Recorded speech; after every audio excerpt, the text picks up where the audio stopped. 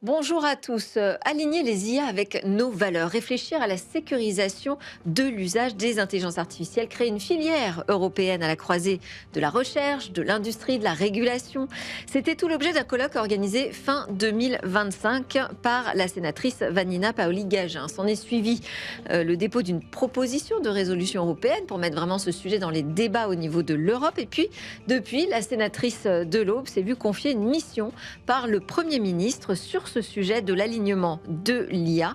Et aujourd'hui, Vanina Paoli-Gagin est mon invitée dans la grande interview de Smartech. Mais d'abord, je propose qu'on s'intéresse à l'IA générative et aux médias. Une expérimentation est en cours, on en parle tout de suite.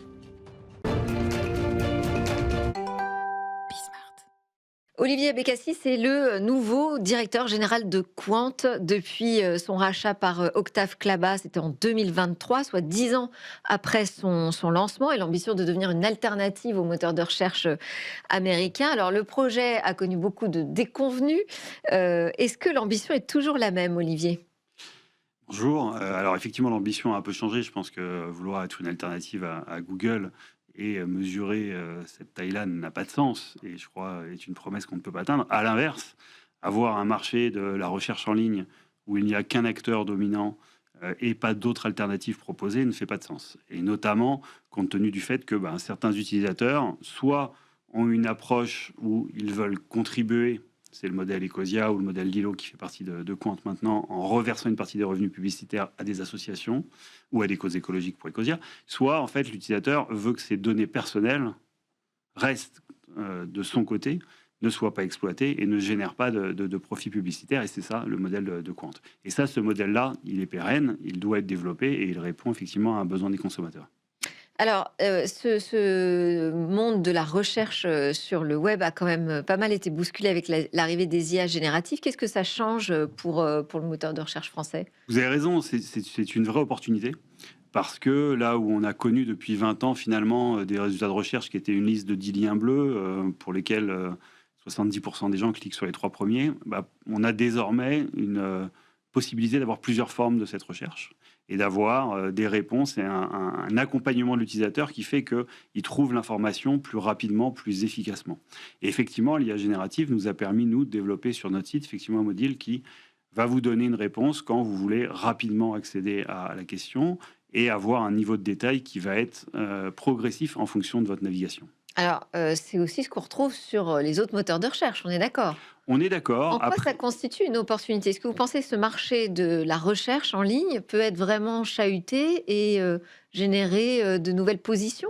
Alors, d'abord, il redéfinit le contrat un peu avec les utilisateurs qui, là où ils étaient sur un moteur de recherche pour en partir le plus vite possible vers un Oui, site, ils y passent un temps différent. c'est vrai. La deuxième chose, c'est, vous avez raison, tout le monde peut le faire. Maintenant, on a deux choses. D'abord, le module équivalent chez Google AI Overviews n'a pas été lancé en France pour l'instant, probablement compte tenu des sujets de droits voisins passés pour Google. Donc voilà, on a l'acteur leader qui ne l'a pas fait. Et la deuxième chose, c'est que nous, on a beaucoup travaillé sur arriver à quelque chose d'aussi fiable que possible, parce qu'on part de la recherche, parce qu'on qualifie les sources, parce que Alors justement, l'IA... comment ça fonctionne ? Comment fonctionnent ces réponses ? C'est les réponses flash ? Oui, C'est tout à ça ? fait. Donc Comment ça effectivement, fonctionne ? nos réponses, on commence par identifier les documents qui sont pertinents, donc façon Donc moteur je de tape recherche. une recherche, Voilà, on comme va d'habitude dans identifier le moteur de recherche. on identifie les 10 documents pertinents, mais là, ce qu'on va faire en plus, c'est qu'on va accéder au contenu, et dans chaque document, on va sélectionner le paragraphe qui est pertinent par rapport à la requête. D'accord ? On va classer ces extraits de documents les uns par rapport aux autres pour éviter des hallucinations, et on va ensuite rédiger une réponse avec un LLM. On appelle le LLM que vraiment à la fin. Pour D'accord. rédiger la réponse, tout le travail est fait en amont, là, on sort, là aussi, de sorte d'avoir une réponse aussi bonne que possible. Alors, ça transforme aussi donc les consultations des sites internet, puisqu'on ne s'en va plus tout de suite sur le site, par exemple, d'un média. Et donc, vous travaillez, vous, à une expérimentation avec ces médias autour de l'IA générative. Pourquoi ? Parce que ça change complètement leur business model. Si on ne va plus sur les sites référents des grands médias, c'est une perte d'audience, de revenus qui est considérable. Comment est-ce que vous travaillez avec eux ? Alors, ce qu'on voit, c'est qu'on y va différemment.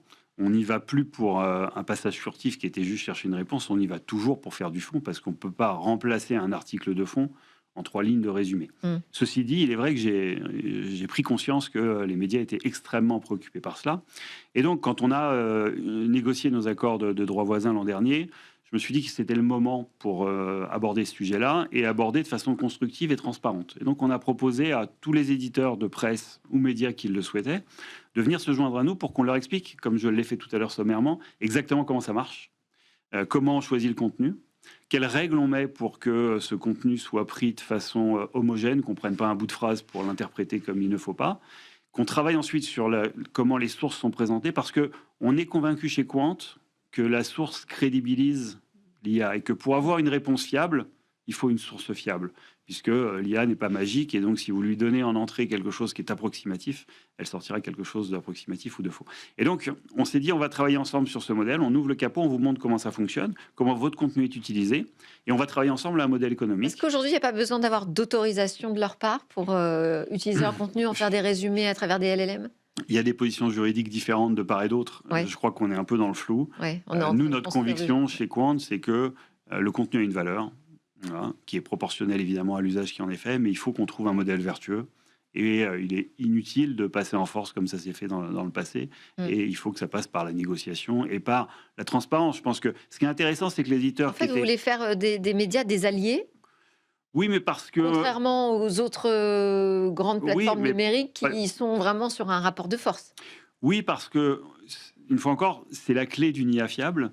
Et parallèlement, le modèle de Quant est un modèle vertueux. Vertueux vis-à-vis de ses utilisateurs. On ne prend pas vos données. Et donc, vertueux vis-à-vis des éditeurs, on ne prend pas vos contenus. Et donc, on travaille ensemble sur cela. Et donc, c'est ça la vision long terme de Quant, c'est d'être capable, effectivement, de trouver ce modèle durable entre nous. C'est une expérimentation sur 9 mois. Qu'est-ce que vous en attendez à la sortie, très concrètement? Plusieurs choses. D'abord, trouver la bonne façon de valoriser les sources en fait, qui sont utilisées. Trouver un modèle économique avec les éditeurs qui fonctionne pour eux et pour nous. Donc, c'est sur le partage de revenus publicitaires. Exactement. Ouais. Exactement. Et puis, continuer à enrichir de fonctionnalités qui font sens pour l'utilisateur parce qu'elles lui permettent d'accéder à cette information de façon aussi claire que possible et que tout le monde, à la fin, ne se réfugie pas simplement sur ChatGPT en posant des questions sans pouvoir les challenger. Ah bah, en parlant de ChatGPT, le LLM que vous utilisez, j'ai appris que c'était ChatGPT. Non, c'est Mistral. Ah, vous avez basculé? Oui, on a prototypé sur ChatGPT parce que quand on a commencé, ils avaient un temps d'avance.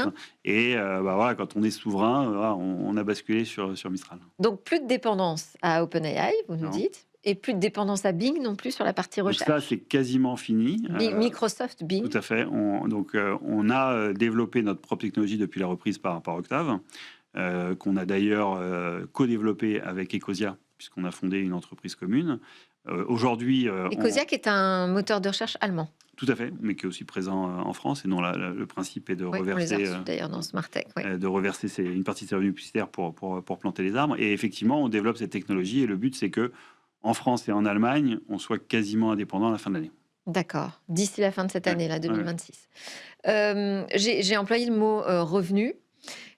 Comment fonctionne ce modèle économique? Il n'a jamais été très simple pour Quant. Sur quoi vous misez aujourd'hui pour que ça fonctionne? Alors, la nouveauté, c'est que désormais, Quant a deux jambes. Une jambe publicitaire sur son modèle B2C, donc modèle d'audience rémunéré par la publicité. Classique, oui. Voilà. Alors, cette partie-là est désormais profitable pour Quant. Elle ne l'était pas, elle l'est désormais. Et puis, une autre partie qui est un modèle B2B où on a développé notre propre technologie, donc avec Ecosia, qu'on vend à d'autres moteurs de recherche alternatifs, et par ailleurs qu'on propose à tous les acteurs de l'IA qui ont besoin d'avoir un accès au contenu frais du web, puisque là aussi, l'IA, elle a besoin de cela. C'est-à-dire vous leur vendez, parce qu'aujourd'hui, il suffit qu'ils aillent sur Quant pour récupérer... Non, alors, c'est une API qu'on fait, qui permet à leur modèle d'accéder à cette information pour avoir des informations extrêmement fraîches pour construire des modèles de RAG. Donc, c'est une API, en fait, qui permet d'avoir un moteur de recherche au sein de son entreprise. Exactement. Quand on fait de l'IA Tout à fait. En inférence, c'est ça? Tout à fait. Et c'est l'enjeu parce que aujourd'hui, ce modèle n'existe pas chez Google. Il l'aurait été il y a plusieurs années, même si c'est l'objet d'un des remèdes décidés par le juge américain récemment. Et puis, Bing a donc décidé, puisque c'est ça qu'on a subi, aussi de retirer son API du marché parce que la stratégie est claire et que c'est un actif extrêmement déterminant pour l'IA. Donc, d'où l'urgence, la nécessité d'être tout à fait autonome en matière de technologie et de business model. Mais c'est pas forcément un argument aujourd'hui, la souveraineté, l'autonomie stratégique pour le grand public. Je sais pas. Pour le grand public, vous avez une autre perception, pour le grand public, vous avez raison. C'est pas encore décisif. Aujourd'hui, ceux qui viennent sur Quant, sur Lilo, sur Ecosia, c'est pour la privacy ou pour le modèle vertueux. Mais ça l'est pour les entreprises. On a beaucoup, Ah oui. depuis qu'on a communiqué sur cette API de recherche, on a beaucoup d'appels entrants en France et en Allemagne d'entreprises qui veulent construire des modèles d'IA avec des données, de la même façon qu'ils font le choix d'utiliser Mistral, comme nous on l'a Oui. fait. Et ben, ils souhaitent avoir une API de recherche qui soit souveraine et qui soit accessible dans le temps. Ce qu'on a vécu avec Bing, qui au bout de 10 ans de syndication et d'offres, se retire du marché parce qu'il y a une autre stratégie, ben, effectivement, c'est quelque chose qui est dangereux pour l'industrie et qui, pour le coup, résonne en B2B. Merci beaucoup, Olivier Abécassis, d'avoir été avec nous dans Smart Tech et de nous avoir présenté la nouvelle stratégie pour Quant. On vous souhaite le meilleur, bien évidemment. Je rappelle que vous êtes le directeur général donc, de Quant. C'est l'heure de notre grande interview avec la sénatrice qui s'empare d'une mission autour de l'alignement de l'IA. On va voir de quoi il en retourne.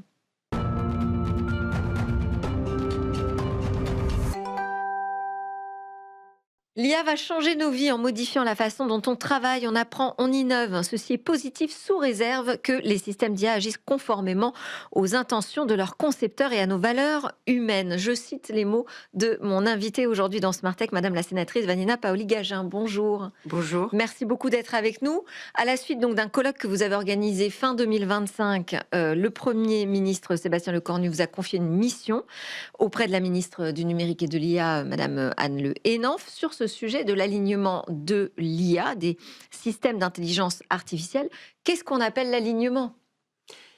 Qu'est-ce qu'on appelle l'alignement ? Je reviens juste sur ce colloque, en fait, qui était sous l'égide de la Fondation de l'Université de technologie de Troyes et qui a rassemblé des chercheurs, des scientifiques, des industriels, des entrepreneurs, des fonctionnaires, des élus, pour réfléchir sur cette fonction d'alignement qui est, en fait, de l'ordre du structurel. C'est-à-dire qu'elle va devenir, je le pense, une espèce de colonne vertébrale des systèmes d'intelligence artificielle. Précisément. Précisément. On doit avoir une approche qui soit moins sur la performance technologique et un peu plus sur la robustesse de nos systèmes. Okay. Je m'explique, on parle beaucoup de souveraineté numérique. Il ne faut pas confondre la souveraineté et le souverainisme. La souveraineté, pour moi, c'est être lucide sur ses forces et ses faiblesses, regarder ce qu'on peut changer et ce qu'on ne peut pas changer, et faire des choix. Et l'alignement, c'est précisément un choix. Parce qu'on ne pourra jamais, en fait, l'histoire est faite, on ne pourra pas contrôler tous les stacks, c'est-à-dire toutes les couches infra, et puis les couches supérieures qui composent ces systèmes, en fait, numériques, par lesquels ces systèmes d'intelligence artificielle transitent, entre guillemets. Donc, il faut qu'on reprenne le contrôle. Et aligner, c'est quoi ? C'est garantir, vous l'avez dit en préambule, que des systèmes d'intelligence artificielle puissants et autonomes puissent, de bout en bout, en fait, être conformes aux objectifs des donneurs d'ordre, des développeurs, des utilisateurs, in fine, de nos concitoyens, en fait. Mais c'est un sujet de confiance, donc qui est très important. Mais à quel niveau ? Parce qu'aujourd'hui, visiblement, les citoyens du monde font confiance à ces IA, on les utilise tous les jours. Elles sont diffusées largement dans la société, elles se sont imposées comme un usage presque courant. Donc, où se situe le sujet de la confiance ? Est-ce que c'est vis-à-vis de ces utilisateurs qui sont quand même déjà captifs, pour pas dire convaincus, ou c'est vraiment au niveau de la stratégie, de l'autonomie industrielle de l'Europe ? Eh bien, je répondrai les deux, chère madame. Oui. Les deux, en tout cas, en tant qu'élu de la nation, j'en suis convaincue. Parce qu'aujourd'hui, évidemment, tout le monde est content. Tout le monde a son petit cerveau augmenté dans son smartphone grâce au système d'IA. Mais il y a une forme d'inconscience. Il faut qu'on soit aussi très, très, très lucide sur cela. Je pense par exemple aux consultations en ligne ou aux prescriptions médicales qui peuvent être faites par des agents, à du soutien psychologique. Enfin, il y a des choses qui viennent intrinsèquement agir sur le cerveau humain. On est vraiment en plus sur le terrain de la cognition. Donc la confiance, vous l'avez dit, la confiance, c'est la base. Donc il faut s'assurer que ces systèmes fonctionnent selon les intentions, on l'a dit. Il y a la sécurité. La sécurité, c'est la résistance à des usages malveillants, à des cyberattaques, qu'elles soient des attaques cyber ou des attaques physiques. On l'a bien vu dans le conflit malheureusement en cours en Iran, sur les centres de données. Et puis, à des dépendances envers des technologies qui sont étrangères, qui peuvent ne pas être conformes aux valeurs démocratiques qui sont les nôtres et qui peuvent venir interférer. Donc, on doit aussi pouvoir surveiller en temps réel les ingérences possibles via ces modèles. Est-ce que ces sujets ne sont pas couverts déjà par l'AI Act au niveau européen?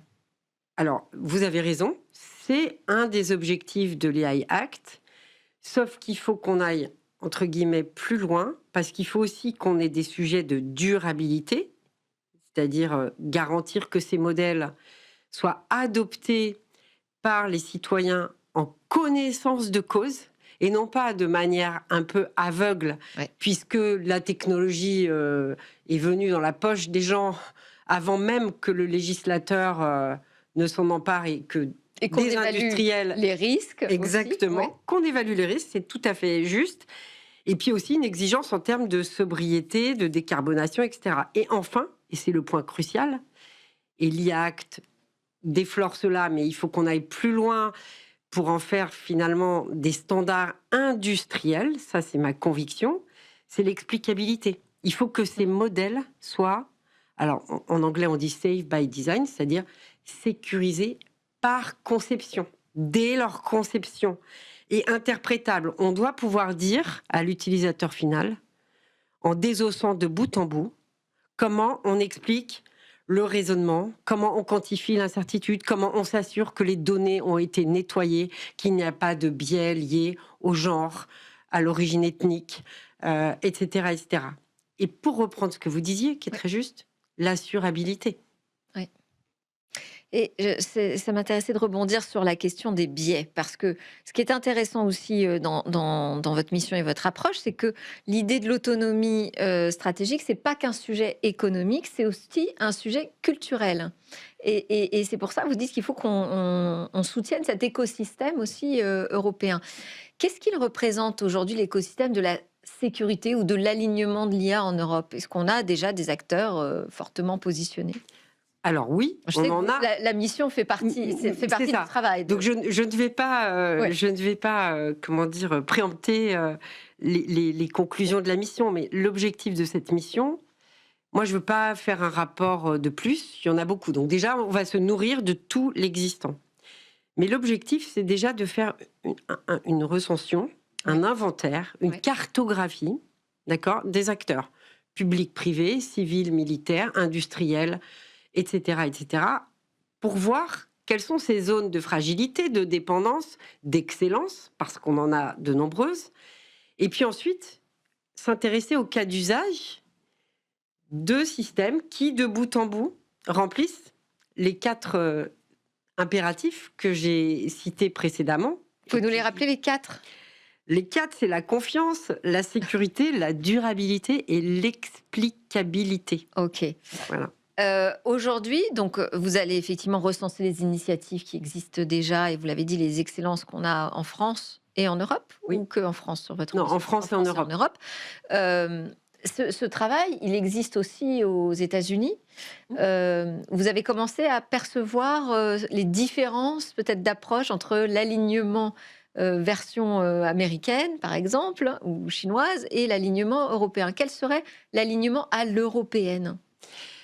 L'alignement à l'européenne, c'est celui qui, intrinsèquement, embarque, si je peux me permettre d'utiliser cette métaphore, nos valeurs démocratiques. Et donc, ça paraît assez étrange de parler de valeurs démocratiques dans des systèmes technologiques, mais je pense que les gens commencent à comprendre que la technologie du numérique, elle est dual by design. Et que ce faisant, si on ne s'intéresse pas à ce qu'on embarque dedans et ce qu'on délivre finalement à l'utilisateur final, eh bien, on peut perdre la bataille idéologique des valeurs. Or, avec la montée des extrêmes, de droite comme de gauche, je pense que c'est un exercice existentiel pour nous. Est-ce qu'il y a une proximité dans le mouvement de l'alignement de l'IA avec les mouvements qui réclament une pause ou des moratoires dans l'intelligence artificielle? Alors ça, on va le sonder. Je pense que quand on est clair Ouais. dans le plan qu'on veut dérouler, on n'a pas peur de l'innovation. Et ce que je crains, en fait, dans effectivement, ces demandes de moratoire, de pause, etc., c'est que oui, on va peut-être, nous, s'imposer ces pauses, mais pendant ce temps-là, les autres vont à fond de blinde. Ouais. Et donc, il faut qu'on arrête d'être les naïfs ou les idiots utiles de cette course technologique. Et je pense qu'en plus, on a un avantage compétitif à en tirer. Si on est malin, si on arrive à développer un système industriel de l'alignement, des standards proactifs de l'alignement, je ne suis pas du tout pour une surréglementation. Je veux qu'on ait des standards business de l'alignement pour développer une verticale industrielle sur ce sujet très précis et s'assurer qu'en Europe ne rentrent que des systèmes d'IA qui sont conformes à ces valeurs. Alors, à la suite du colloque que vous avez organisé, on en a parlé, vous avez déposé une proposition de résolution européenne pour ajouter finalement ce sujet à l'agenda au niveau européen. Ça en est où? Comment est-ce que cette proposition évolue? Alors pour l'instant, elle est à l'examen à la Commission des affaires européennes du Sénat. D'accord. Il y a eu beaucoup de retard liés notamment aussi au scrutin municipal, à la suspension des travaux, mais elle va être examinée là au printemps. Et ensuite, ça va être un appui pour que le gouvernement exhorte les instances européennes à définir ce qu'on entend au niveau européen par alignement des systèmes d'intelligence artificielle. Et je pense que c'est un exercice qu'il nous faut tous ensemble, en Européens, faire. Et vous avez le sentiment qu'on est aligné justement sur ce sujet aujourd'hui en Europe, ou que ça va être aussi une bataille compliquée au sein des États membres? Évidemment qu'il va y avoir des interprétations divergentes, des sensibilités différentes. C'est toute la richesse. Où est-ce que, enfin, quelles sont les thématiques qui vous semblent qui vont être peut-être les plus complexes, les plus difficiles? Parce que quand on vous entend en fait sur ces 4 piliers de l'alignement, on est comme ça, a priori, on se dit, bah, facile, on est tous d'accord. On est tous d'accord, mais encore faut-il qu'on soit d'accord sur la même chose et sur ce qu'on met derrière ces vocables. Et évidemment, il va y avoir des tentations d'être beaucoup plus rigoriste ou d'être beaucoup plus laxiste et de se parer de vertu en disant on va pas bloquer l'innovation pendant que les Chinois et les Américains avancent, etc. Donc, je pense que c'est un exercice qui C'est va être, l'équilibre en fait qui va être compliqué à trouver, c'est ça? comme toujours en Ouais. Europe. Oui. Avec qui vous allez travailler? Comment vous allez dérouler votre mission? Vous allez rencontrer, on l'a dit, peut-être déjà l'écosystème, des chercheurs. Comment est-ce que vous allez travailler? On a commencé à travailler. C'est Parce vrai. que c'est pas Cette beaucoup. mission date de fin février. On est au début quand même. On est au début. Donc évidemment, on a rencontré le cabinet de la ministre Le Henaf. On s'appuie fonctionnellement sur la Direction générale du Trésor et la Direction générale des entreprises, qui ont déjà fait un travail justement sur les bacs à sable européens, l'omnibus, l'IACT, etc. Et puis après, on va aller voir tous les acteurs, en s'appuyant aussi sur le Conseil national de l'IA et du numérique, évidemment, et puis sur le comité d'éthique sur ces mêmes sujets.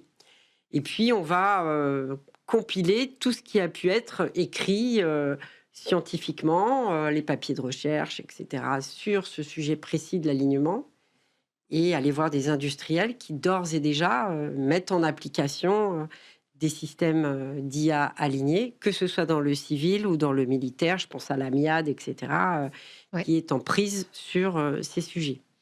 Et la mission se termine dans 6 mois. Voilà, mais elle va sûrement se terminer avant. On va essayer de faire avant. Ah oui?